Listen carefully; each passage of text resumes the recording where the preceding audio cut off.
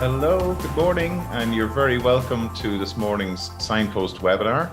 My name is Mark Gibson, and I'm the manager of the Teagasc Connected programme. We come to yet another week of lockdown, but not too distant away. We'll be able to travel between our counties, so we're all looking forward to that. The Signpost webinar series is brought to you in association with the National Rural Network, Food Drink Ireland, and Dairy Sustainability Ireland. The Department of Agriculture and the Marine has recently published a draft strategy for the agri-food sector.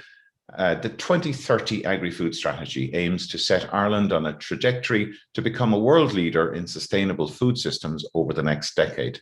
The strategy aims to deliver significant benefits for the Irish agri-food sector itself, for the Irish society and the environment. And we're delighted to be joined by Tom Arnold, who is independent chair of the 2030 Strategy Agri-Food Strategy Committee this morning on this morning's webinar. So Tom, you're very welcome to the webinar. Thank you very much, Mark.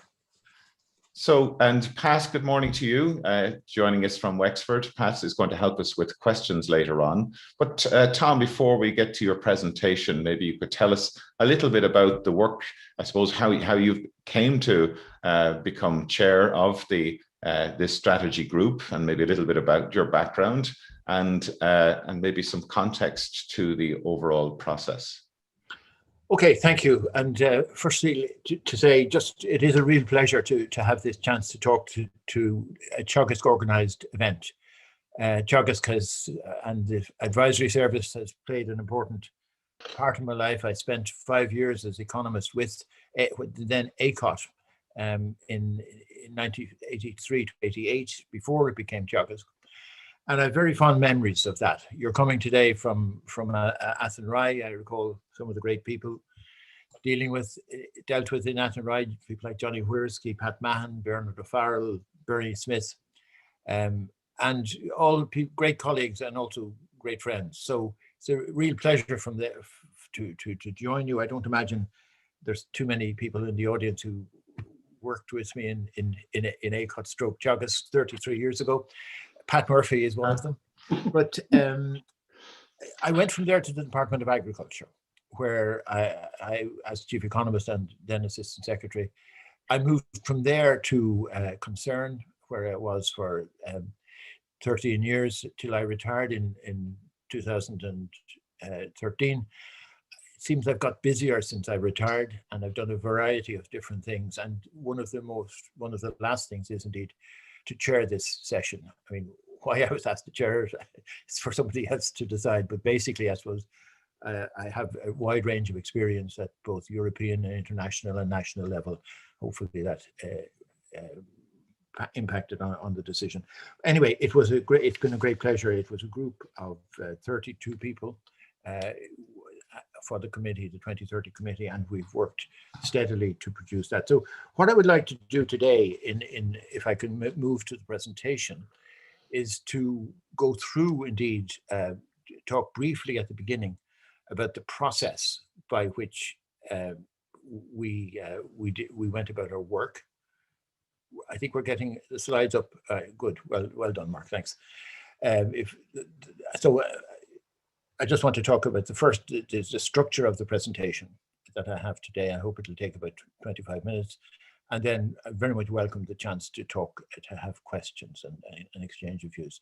I thought it was useful maybe at the very beginning, on one slide, just talk about what I think are turning point moments over the last 50 years. I'll briefly deal with that and then go on to the strategy itself.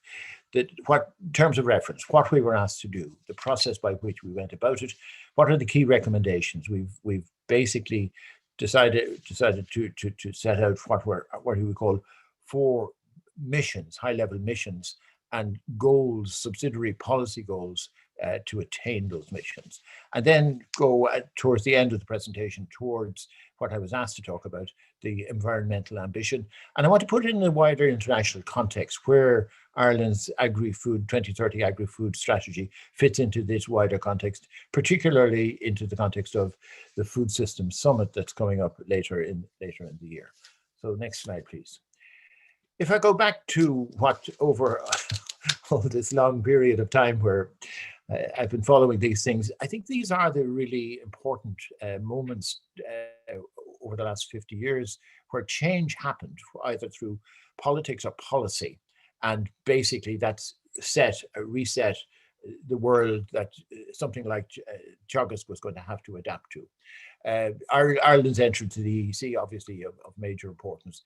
The EU milk quota in '84.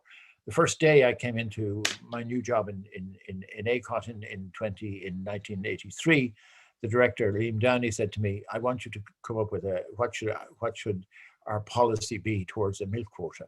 We didn't have a milk quota at that stage, but it came shortly afterwards, and it remained, of course, then up until 2015. A big moment was definitely the reform, the CAP reform in 1982. It came into effect in 1983, but that meant basically from a price to income support. That was the big change. Up till then, you had a price support, which gave rise to beef mountains, butter mountains, etc., etc. It wasn't sustainable. It had to change.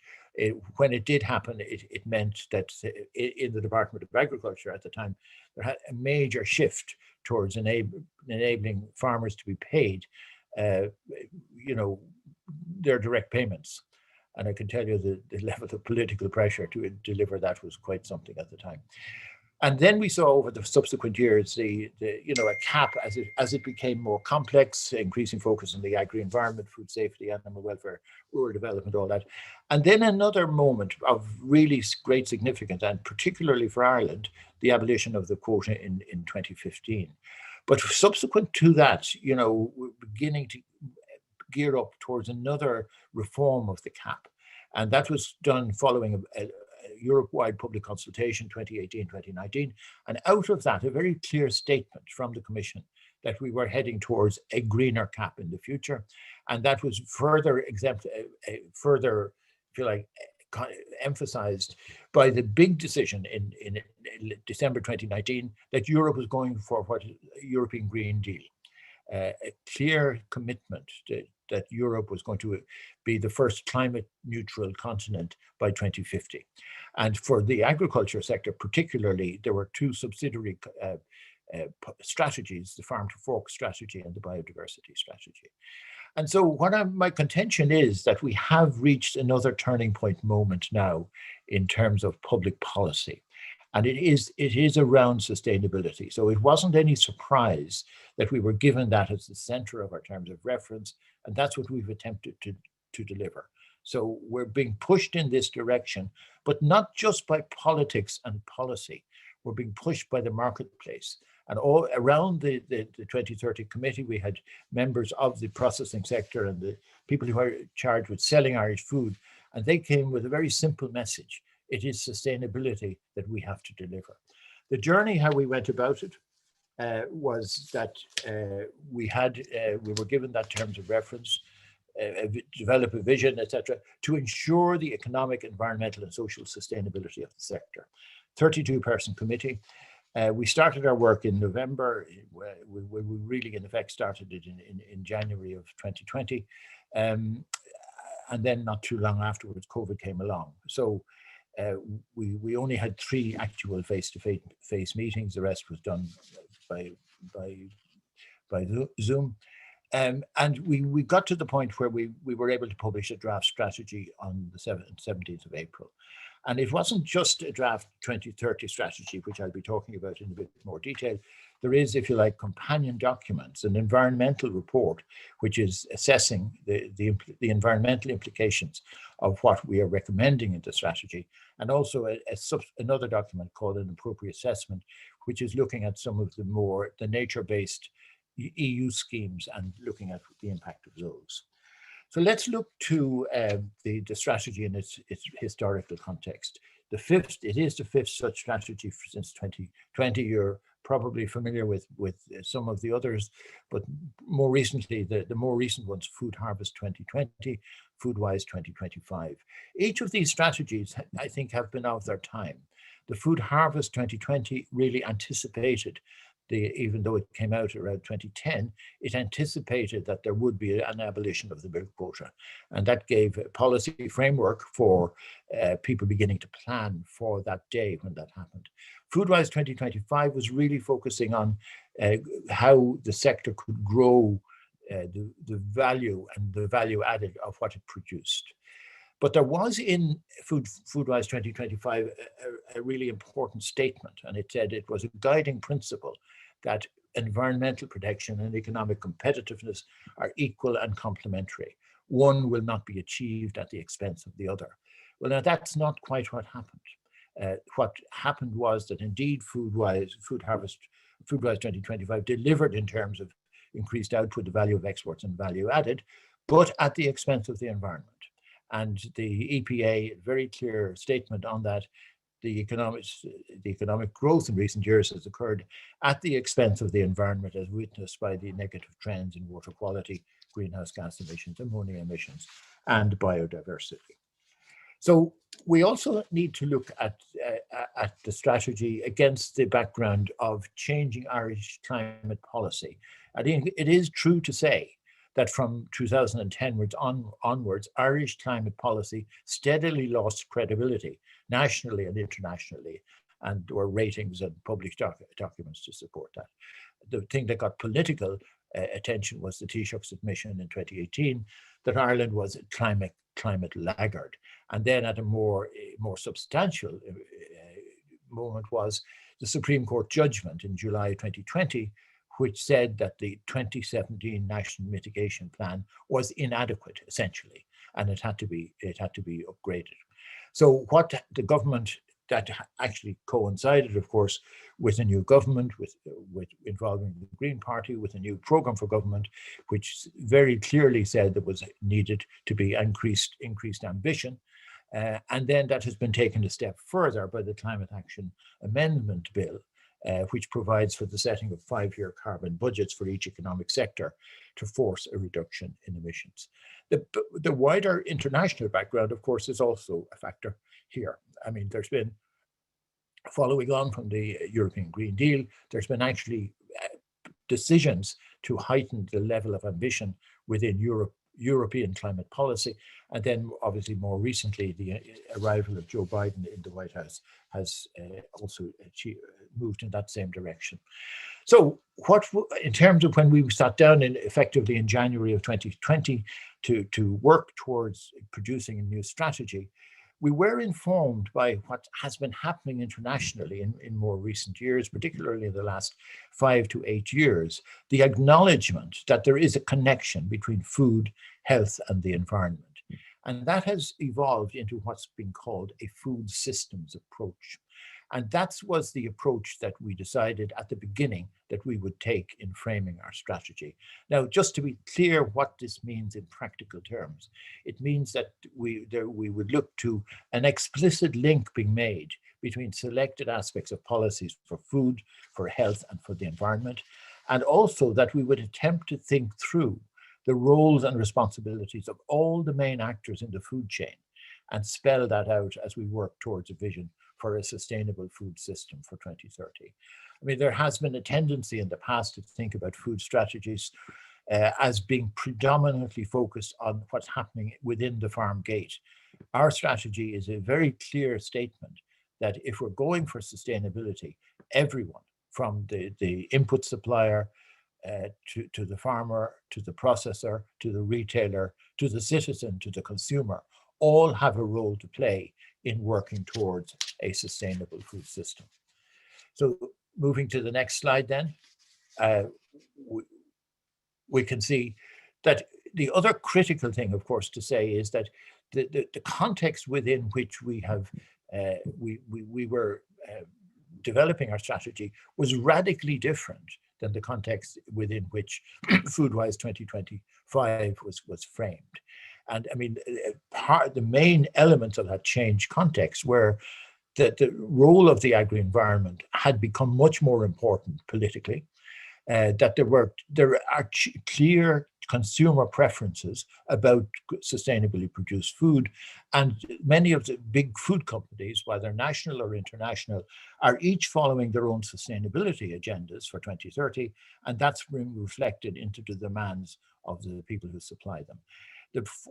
At the more macro level, the four major, what we call shaping issues for the next decade, we concluded were the evolving global food economy, increased population, increased middle-class people who can afford more high-quality food, planning within human and planetary boundaries, that sense that clearly there has to be more significant action on the environment if we are to tackle the climate change problem, Brexit and its consequences, and then the thing that wasn't there when we started our work, COVID, but obviously COVID is there and COVID has to be thought about. So they were, if you like, the major shaping factors that we have that influenced how we analyze the future and what we wrote about it. The actual strategy report itself, it's a long document, it's over 140 pages, and the other two supplementary documents are also long documents, so not everyone is going to have read it. Anyone who has read it probably have focused on the executive summary. So this is the structure of the report: a foreword by me at the beginning, an executive summary, which is about 15 pages, and then setting the scene, the introduction and context, and then the four missions. These are the four high-level policy directions that we believe are necessary in order to achieve this vision of a sustainable food system in the future. And first, not surprisingly, is a very substantial chapter on a climate-smart, environmentally sustainable sector. Second, viable and resilient primary producers with enhanced well-being. There was, I think, a very clear sense around the table from farming representatives that the other strategies, while they had achieved their aims in terms of increasing exports and value added, et cetera, that hadn't adequately reflected back to the welfare of farmers. And so that was the basis for a very clear decision, I think, that we needed to put that issue of viable and resilient primary producers with enhanced well-being, as being central to this strategy. Then the issue of food that is safe, nutritious, and appealing, trusted at home and abroad. I think there's a very good quality chapter there. And then finally, this idea, an innovative, competitive, and resilient sector driven by technology and talent. That's all about the whole world of agri-tech that Teagasc is doing a lot of good work in, the whole world of the bioeconomy, etc. So these were the four chapters, with each of them having particular actions, policy recommendations essentially attached to each of them. And that's what we have done. And then we've a final chapter, which is hugely important, I think, implementation arrangements. Because there has to be, we say that there's policy on its own, unless it's implemented, isn't going to be much good. And within that, for example, there is a recommendation that an environmental oversight committee should be there, basically to see if things are not moving in the right direction, that's spotted early enough and acted upon. So what are the key recommendations then? Firstly, we really did attempt to meet our terms of reference to policy to deliver economic, environmental, and social sustainability. And each of them, in their own right, I think in the past, you could argue that, environmental objectives were set down but not delivered upon. In the past, I think there wasn't the adequate emphasis on social sustainability. So we've tried to acknowledge that each of these in their own right are important, but also that they can't be judged or thought about in a compartmentalized way. There is an important interplay between them. And if you look through the whole report, working towards each dimension of sustainability draws on policies across the four missions. There is a really important issue here about how if you set out a target, how you begin to work towards that target. And here, again, I'm using for the next few slides quotations from the report, which I think are really relevant. And this is one of them. The issue of policy sequencing, timeframes for implementing policy, and the use of the just transition approach will be important. There are trade-offs between the different dimensions of sustainability. These need to be acknowledged and a willingness shown to reach realistic compromises on the direction of change and the speed at which it can take place. And the strategy sets out the agenda from which such choices and decisions can be made. It's very important to say this. The strategy is, if you like, a policy framework. It's not the last word on anything really, but it's a framework within which we propose we should be working towards. There's going to be supplementary decisions of a more detailed nature, which are going to have to be taken along the way.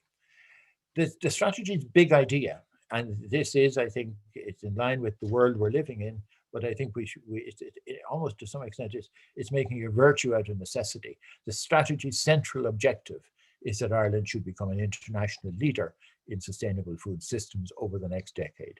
This is not something that you can turn a switch and it can be achieved overnight. This is a process, and it's a challenging process.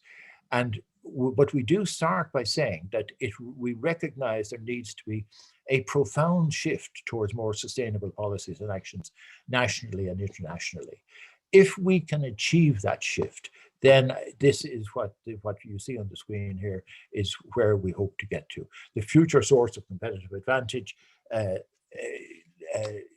for the Irish agri-food sector lies in being able to demonstrate that it can meet the highest standards of sustainability in all its forms, not just environmental, such that it can be considered among the world leaders in the field. And that's the basis on which we can hopefully gain market share and in some cases gain a premium price for what we sell. That is not an easy task, gaining a premium price in world food markets, but if we are to have any chance of doing it, it's on the basis of our sustainability credentials. If that does happen for us, what will it mean in terms of the shape of the sector? And we look to the next slide now. It's going to have to mean big changes for the sector, and help and in association with government and with society. But there's one clear statement that is going to have to be achieved. The sector should aim to become climate neutral by 2050, with verifiable progress by 2030, encompassing emissions, biodiversity, and water quality. At a more practical level, the sector becomes more diversified, resilient, and based on circular economy principles. And this is important, the core of Ireland's agri-food output will continue to be grass-based livestock production, wherein lies Ireland's natural advantage. And we will obviously continue to look at selling into an increasingly diversified range of export markets, and hopefully to get a premium price. Coming to almost coming back to our terms of reference, restatement about the centrality of working towards economic, environmental, and social sustainability. You can read that there. I just I'll be talking a bit more about Acclimatize and how it connects to the overall vision for the future. But on the social sustainability, the reality that we should be setting this strategy in that wider context of a stronger national focus on rural and regional development. So the other national report published in recent weeks on rural development really has to be seen as a companion document to our document, because I think there's going to be more possibility in the post-COVID world of people working at home. There's going to be changes in work patterns, the importance of effective broadband right across the country, more important. So I think there is a coherence in terms of national policy between what we are saying in the 2030 strategy and some of the other things that are happening. There's also at another level, this strategy, I think, has brought an innovation that we see on the next slide, where we talk about policy coherence.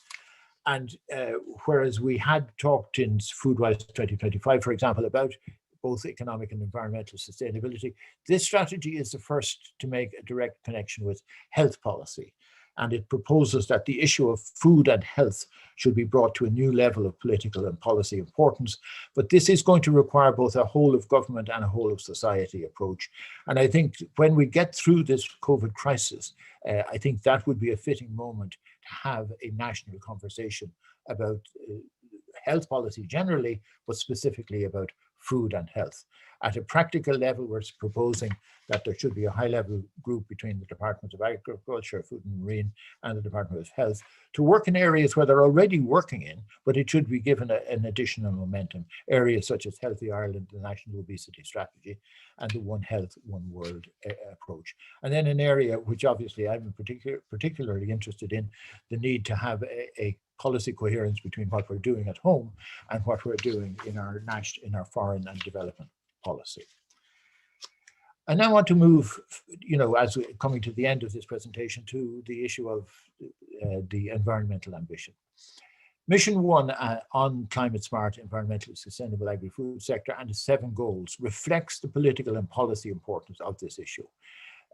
We still await the establishment of a 5-year carbon budget for the sector. And in the absence of that, we couldn't in our strategy propose a detailed plan for the delivery of a carbon neutral sector by 2050. But what we have indicated are certain parameters, policy directions and milestones. And one important statement in that regard is from Ag-Climatize, where it says that it's clear that an increase in the national cattle herd above current levels would jeopardize the achievement of climate neutrality by 2050. So what we have done in our strategy is set a series of what are challenging targets for emissions, water quality and biodiversity for 2030. But our strategy does not resolve what the respective roles of beef and dairying should be in working towards those targets. And we are suggesting that a separate additional process will have to be undertaken, looking at the respective environmental footprints of beef and dairy sector in working towards those 2030 targets, and that process to be completed by Q2 of 2022. The immediate implementation of Ag-Climatize is obviously a high priority. And it is clear that Ag-Climatize will have to be updated to ensure consistency with new targets which are emerging either nationally or internationally. And the 5-year carbon budget in particular is going to be of relevance there.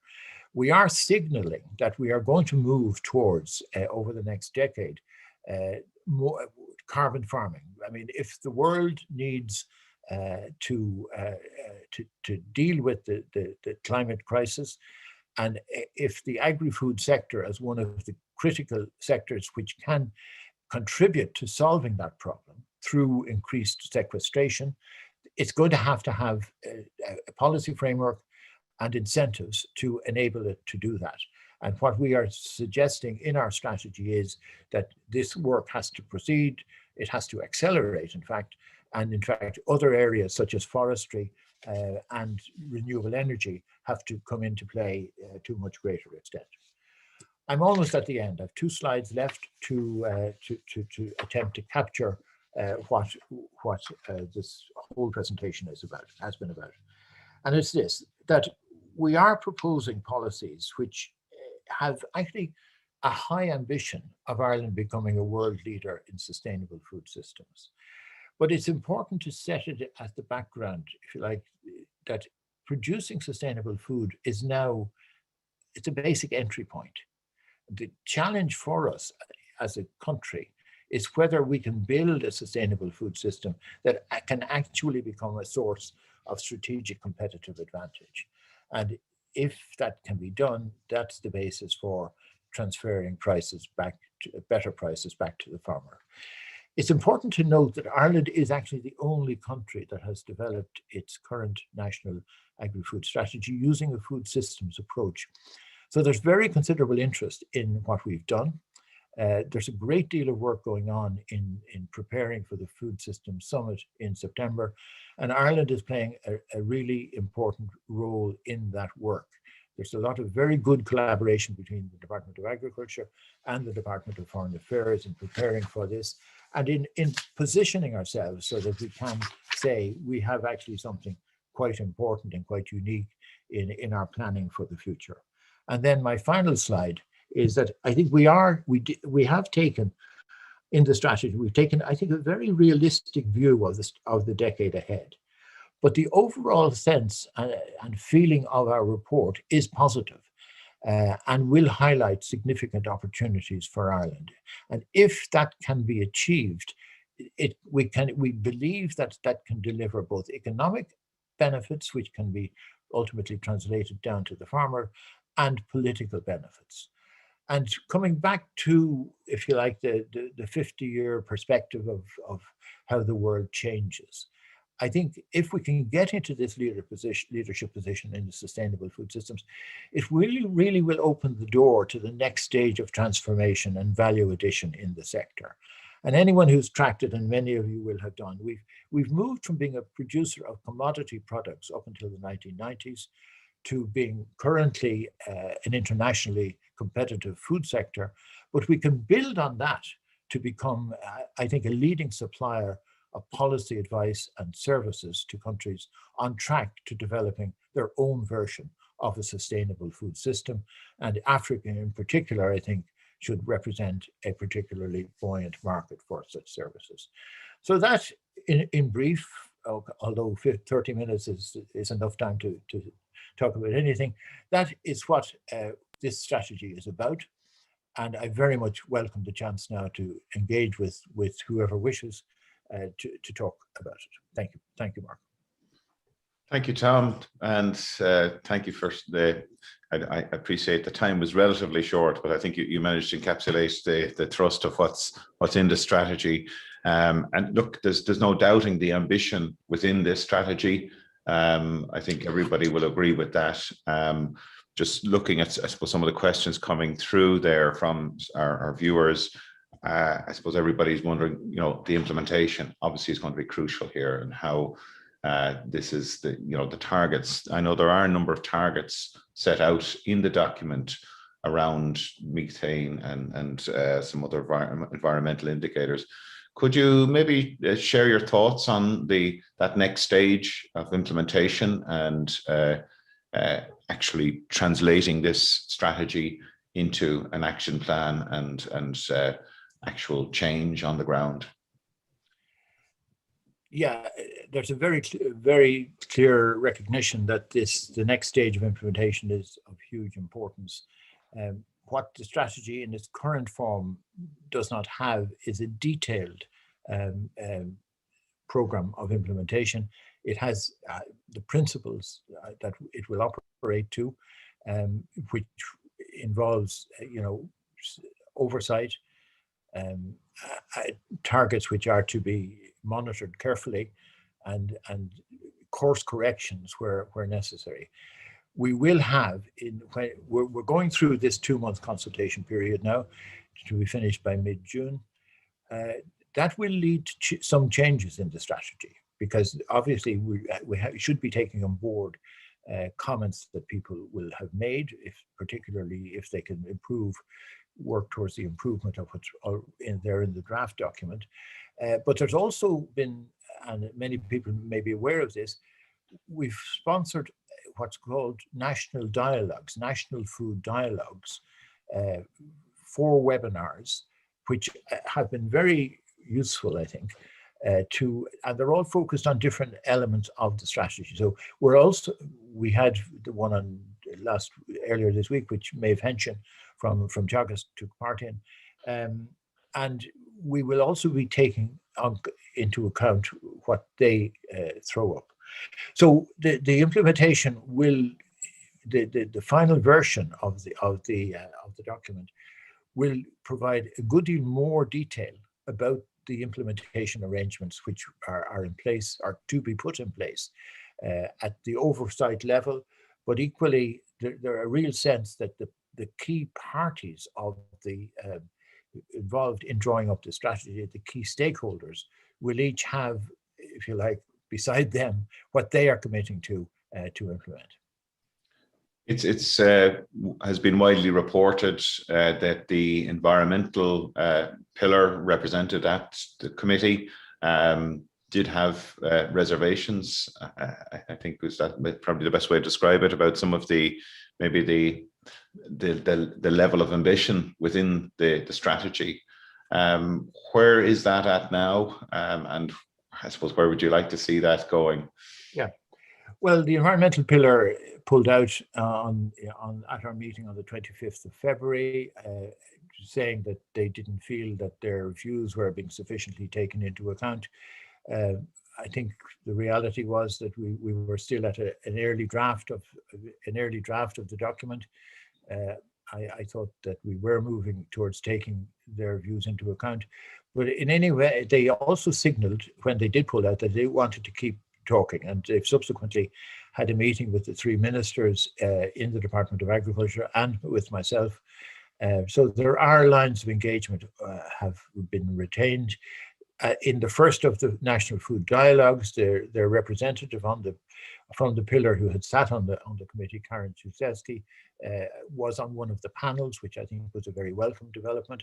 And also a few days subsequent to that, they published their own document, which again, I think is a very useful contribution to the national debate. In many cases, there are strong elements of overlap between what they were proposing and what is now already in the strategy. There are other elements where there isn't a congruence of support. So I think it remains to be seen what they do. I think very much the door is open for them to rejoin the process. And I do say in my foreword to the document that the ideal situation here is that this agri-food strategy in its final form should achieve a high level of political and societal consensus. That would be the best basis for actually getting it implemented, but it would also be the best basis for Ireland being able to present itself as a really serious, a serious player in working towards this objective of having a sustainable food system, and having that message which is able to say, this is our national policy, we're committed to implementing it, and we want other countries to move in the same direction.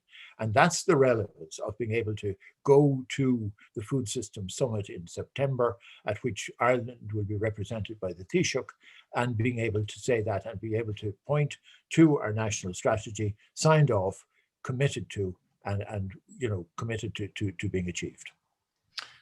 Looking at the economic leg of the sustainability stool, I know from speaking to a lot of farmers, they would say, look, there's money, there's cost involved in compliance and improving the environmental standard of their farming systems. There's capital investments and so forth.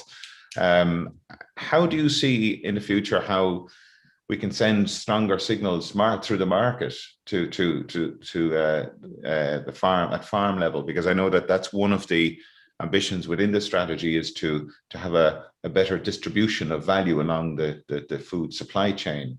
How can we overcome this, I suppose, the cheap food paradigm that we live in at the moment? Is that something that you see as sustainable in the future? It's very much a matter for debate, I think, and it's becoming an increasing topic for debate, not just in Ireland, but internationally. First to say that many of the farm representatives around the committee were very clear that they see that they have been asked to achieve higher environmental standards, and it's not being reflected in the price they're getting for what they produce. And there is considerable empirical evidence to support that view. So what we are saying in the strategy is that that needs to be taken account of. If society, European and Irish society, wants this agri-food sector to fully contribute to achieving climate goals, there has to be clarity and greater framework of policy and incentives to assist in that direction, so that farmers if they're being asked to do something, there's a reward for it. And there's a very clear sentiment expressed in the document that the role of the sector is going to have to move from being seen as purely a producer of food And of course, within that, there's a debate as to what price food should get. But to a producer of goods, of agri-environmental services for which they are paid. So there's a lot of balancing to be done here, and a lot of policy evolution to take place, I think, over the next period of time. But certainly the role of the farmer in contributing in a positive way towards achieving our national climate targets, I think has to be recognized. I mean, I started out with this exercise by hoping that we could get to the point where we would see the sector as being a positive contributor to the problem of climate change and to its solution. And I think that's very much the spirit in which this document has been written. Oh, I think that's very welcome, because I think often when we talk about climate change, we tend to think of the negative or the challenges rather than the opportunities. Pat, we have a lot of questions coming through there, so I better move swiftly to our audience questions. So I'll hand over to Pat. Well, I think the first couple of questions you have mirrored a good number of the ones that we're seeing. But a question here: how can we address much fear that currently permeates the agricultural sector for the future and sustainability, in particular of small farm holdings? Sorry, Pat, could you repeat that? How can we address much fear that currently permeates the agricultural sector for their future and their sustainability, and in particular for smaller holdings? Well, I mean, there's no question this is a very real issue, because I mean, many smaller farmers, you know, there's some possibilities to improve their welfare through increased efficiency and productivity, and I suppose that's been the business of Teagasc over decades at this stage. But there's equally the realization that some of the answer to this dilemma is through diversifying income sources. And that's where the emphasis on more regional and rural development and technology and broadband, etc., come into play. But there's an age dimension to this, obviously, as well, because for older farmers, it's not going to be as easy to avail of some of these new opportunities. So this is where in the issue of social sustainability in the sector, we are looking at acknowledging those factors, and, you know, looking at the needs of older farmers as well. There's this important issues about, you know, mental health and loneliness being dealt with also. So, I mean, it's around that mix of things, I think, Pat.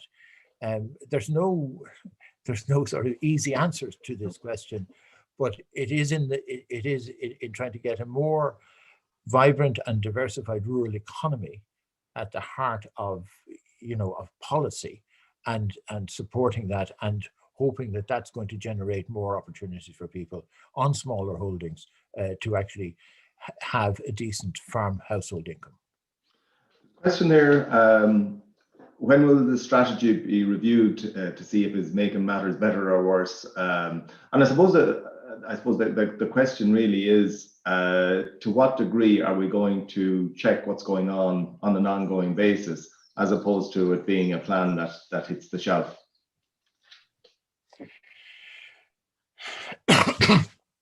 Well, certainly, I think the whole idea of having monitoring arrangements in place that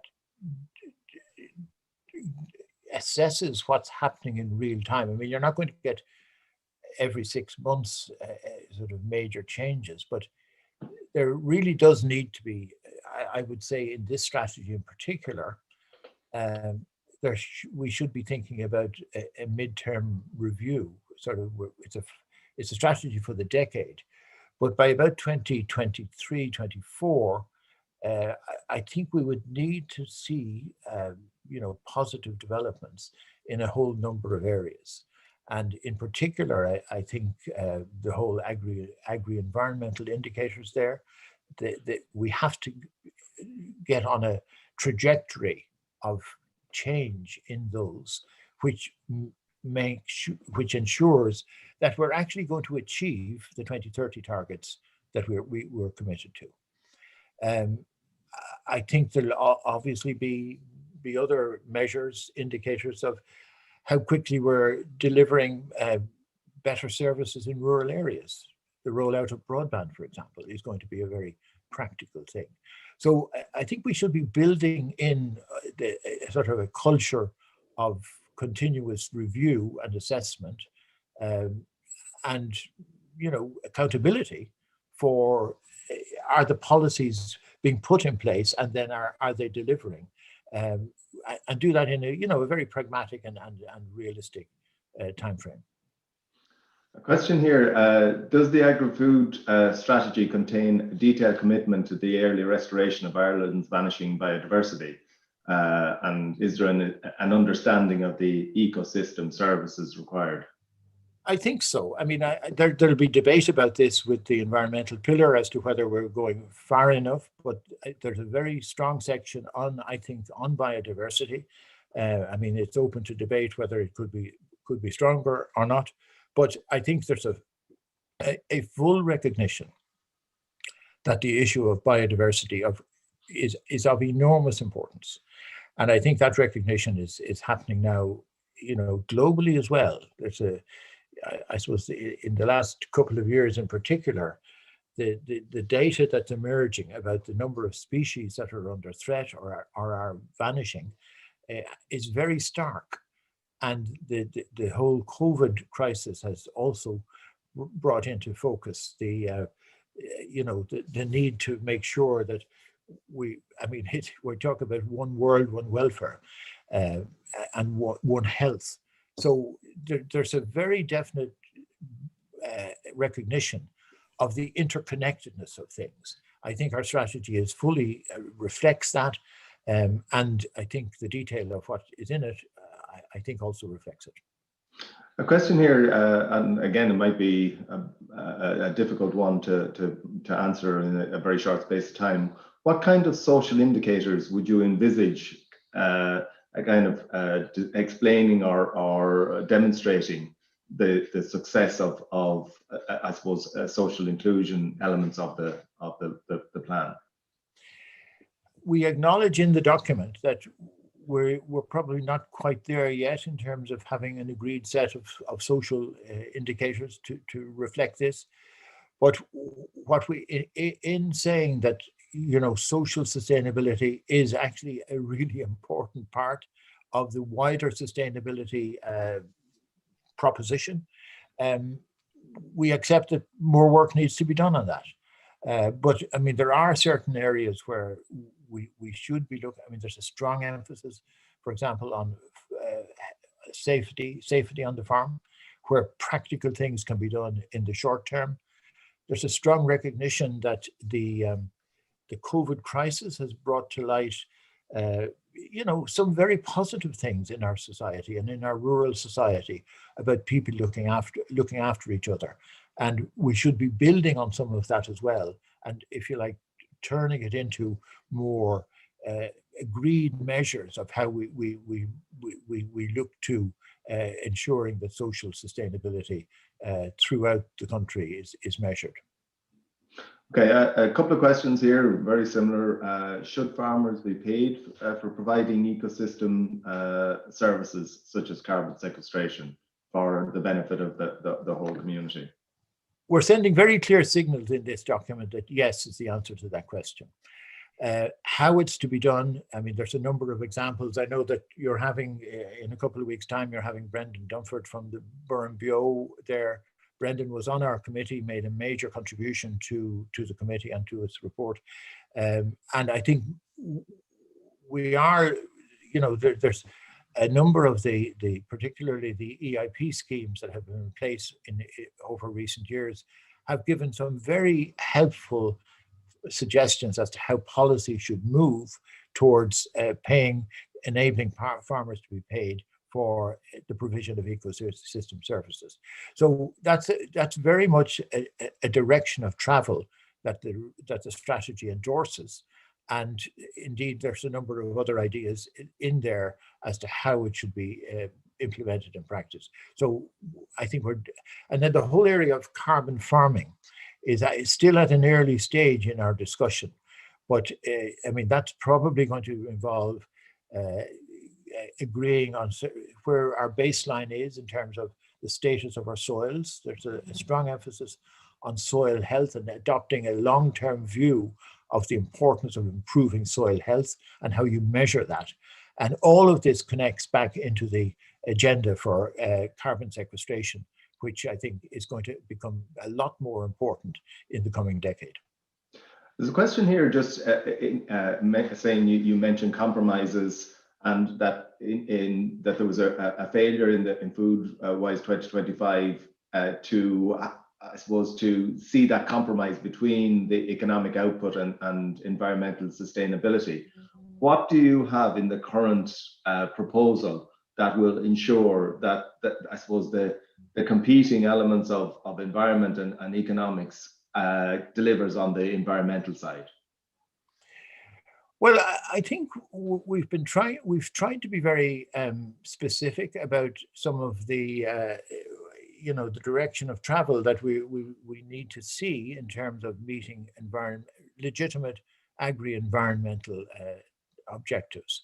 I mean, if you set big targets for a climate neutral society and a climate neutral sector by particular dates, it behoves you then to begin to set intermediate targets. And that's why I think, over the next 3 years in particular, making serious progress on what's spelled out in Ag Climatize is of real importance. But I think there's a wider question here. I think we're going to have to work towards a greater level of understanding, mutual understanding between these two, if you like, sets. Let's call it, to oversimplify it, let's call it between the farmers and the environmentalists. And we need to get to the point where there's a greater level of trust and mutual respect. And that could be the basis then to look forward. It probably has to be done on the basis that there is a clear recognition that the agri-food sector is actually a serious contributor to solving the climate crisis, both in terms of reducing emissions, increasing carbon sequestration, and dealing with renewable energy. But on the other side of the fence, I think there has to be a recognition that there has to be an equivalence between economic, environmental, and social sustainability. We were not asked to produce a strategy which only met the demands of the environment. There is a legitimate economic role, obviously, for the sector as well. And in that context, Ireland's role as a producer of safe, high-quality livestock products, selling to a very large number of 180 countries across the world, that is a legitimate role. And even though we acknowledge that there needs to be reductions in meat consumption in certain parts of the developed world, the reality is that the world needs high-quality protein, animal-sourced protein. And Ireland is in a very good position to produce this in a more sustainable way than many other countries. And so, I mean, getting that understanding that we can reach a degree of mutual respect and tolerance for each other's opinions, that I think should be the way we're looking towards the future. And if that is the case, then I think we could sign off on a really progressive final version of this strategy and go forward together. Okay, there's a couple of questions there in terms of alignment of our strategy with the EU Farm to Fork, and one that maybe is even suggesting that we should be pushing to go beyond some of the issues in Farm to Fork. Well, the thing is that Farm to Fork is evolving it's a policy framework, the details of which are going to emerge over the next period of time at European level.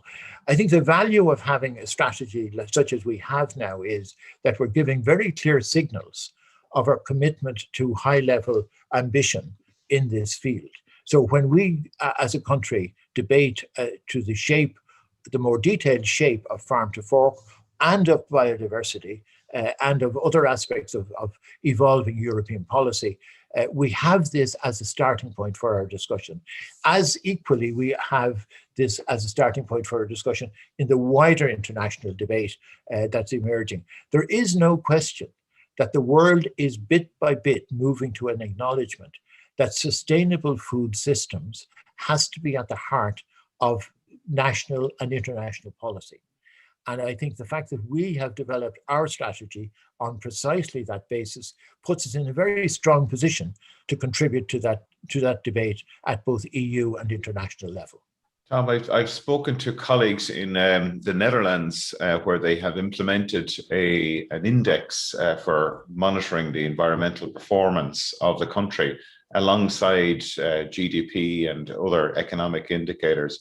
Would you be in favour of something like that in Ireland, where we can, have some sort of a dashboard or a barometer of our performance? I know it's there in maybe more detail, but to actually to bring that to a level where maybe the citizens and that we can actually, I suppose, boast about our performance. Very definitely. I mean, we say very clearly early in our document that if we are looking at this concept of sustainable food systems, we don't actually have a measurement of it internationally, that's agreed internationally. And we say in the document that we should be advocating for that. And we should be advocating that it should be developed by probably an independent international organization such as the Food and Agriculture Organization, the FAO, and that Ireland should bring its own experience of developing its own strategy and the monitoring and implementation process that it's envisaging to put in place to monitor that strategy to that international consideration.